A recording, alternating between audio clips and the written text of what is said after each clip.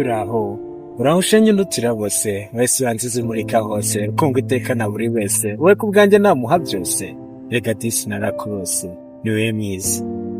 kuko ibyiza biraza bigahita gusa ukunda ntiwabona umuruta ngo uyu mwari mwiza wanyoye amata yasize umutware mwiza wasizwe aya mavuta ngo uyu munsi mwiza ngo twambikame impeta kubwo ibirori byanyu byatumye twica akanyota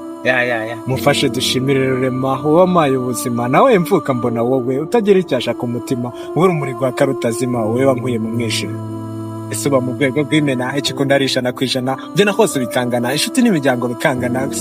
utajya ukunda iryo hangana wafura ingenzi dusengana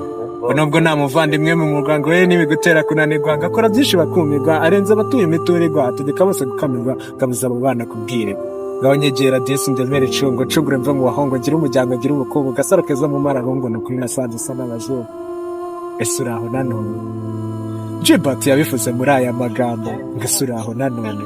uraho mfura yabera nshuti y'imanzi wowe nshuti y'ingenzi uwakubonye wese araranga giza burangaza wongera iki gitangaza uyimuye nyinshi nk'iza muganga uwakubonye ruriyongera gusa nanjye iyo mubonye mba numva narangaje ese urabizi nanone niwe mwari unera guhimba iteka ryose unera kuririmba ubwiza bwawe ntusaba kurimba tera benshi kuremba wahora n'iki ko ribarwaye ese nawe urabizi ubwo naje nasanze umurika afite indoro nziza nk'iya marayika ufite akajwi keza nk'akawamarayika wandeba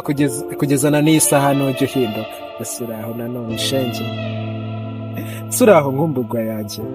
siko numva biba byandenze akenshi na kenshi negonze buriya mba nirenze kukubwira ko nagukunze kubera yuko nabonaga nabahukunze